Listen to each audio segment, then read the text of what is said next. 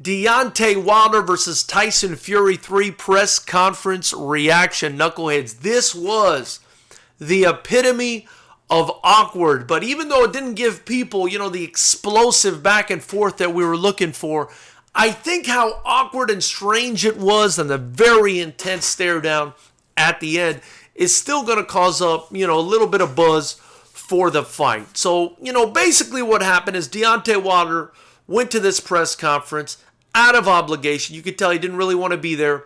Had his headphones on the whole time, some shades, doesn't want to talk, doesn't want to interact.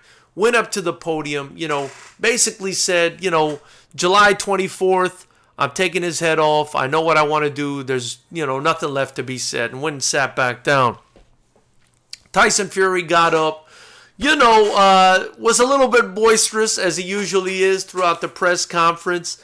Kind of made a hilarious point of busting Malik Scott and Deontay Wilder's eardrum and saying, I've busted both the trainer and the fighter's eardrum. And it's crazy because Malik Scott walked into that. Like, Tyson Fury basically told him, how are you going to show Deontay Wilder how to do something you were never able to do? And Malik Scott started, talking back and saying, well, just because you busted my eardrum. I mean, he basically fed Tyson Fury the ammunition, he's just so quick.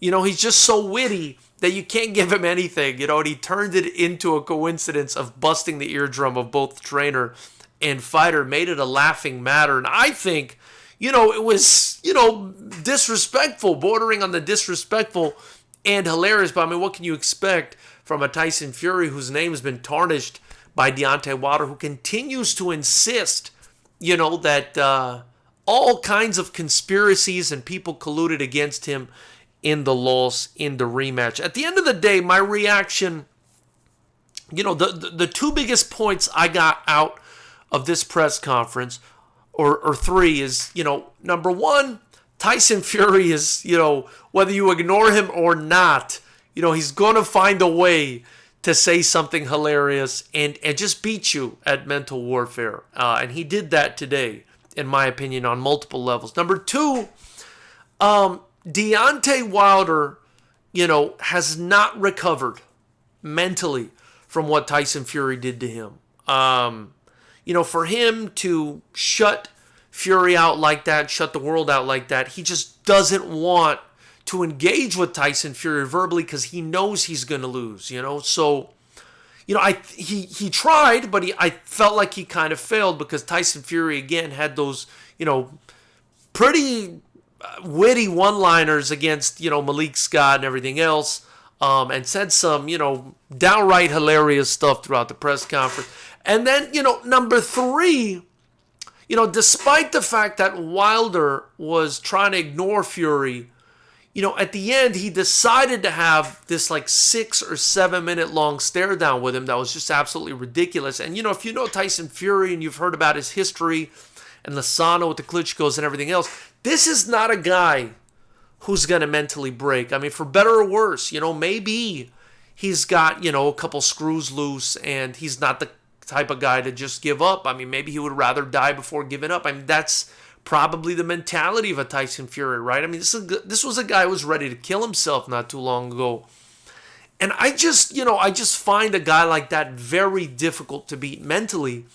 And Wilder decided to engage in that stare down, took his shades off, made the first sort of affirmative actions proactively to engage with Tyson Fury, and ended up at the end of the 6 or 7 minutes turning around, and basically, losing that battle as well. I mean, look, I don't know if any of it means anything. At the end of the day, Deontay Wilder could still potentially land a huge right hand and, cause problems and finish the fight.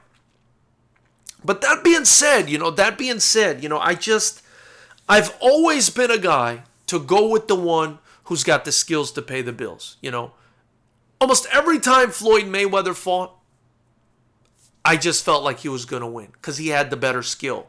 Way better skill. And there were guys with certain intangibles, big power, very rough, or whatever it was, that gave him a hard time. But I just felt like the skills would always shine through. And I feel the same way about Tyson Fury. As big as a puncher as Deontay Wilder is, when you have a guy in front of you that knows what they're doing, that's felt your power, that's not coming in a frail version of himself the way Fury came in the first fight.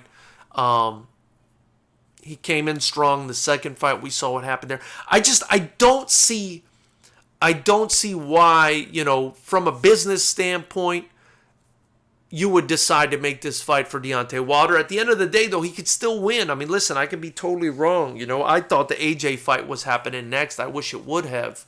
That was my prediction. I thought it would happen next, and it didn't. It didn't. Of course, I didn't have the information, and I prefaced every video I made by saying that I'm just going off what kind of Bob Arum is saying, but I have no idea what's going to happen. I just think it's going to happen. It ended up not happening. So, once in a while there's a surprise. But this is a fight. This is not a legal matter where we don't have any information. This is a fight where we have the data in front of us. We've seen them fight 2 times before. I think as an objective boxing fan, you can't really make the claim in either fight that Deontay Wilder won. Certainly not in the second one. You can try to say Fury cheated or whatever, but there's no evidence. You're just kind of going off of, gloves flopping around, and I just, I don't buy that. Objectively, just as a person, I don't buy that.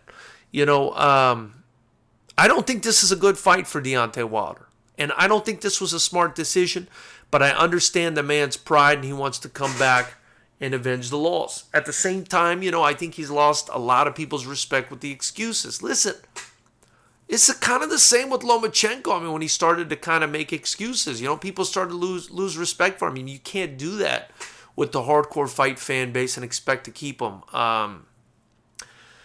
Nonetheless, at the end of the day, I think Tyson Fury beats him, man. I think the skills are just too much.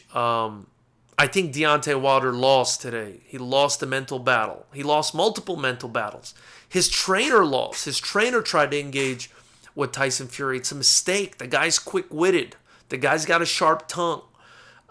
If you're not going to engage, don't engage. Don't flip-flop and decide to stare him down, knowing that this, crazy man will sit in a sauna for 3 days to beat you.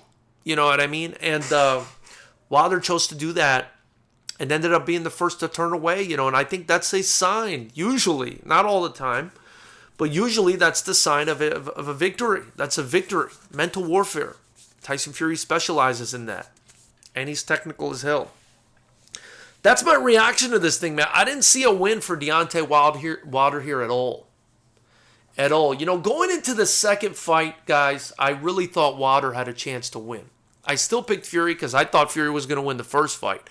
Because, again, I always go with the more technical guy. 9 times out of 10. But I really thought Wilder had a shot in the second fight. Fury showed me that his condition, his physical condition was so far improved. He was just not that guy anymore. He was not that,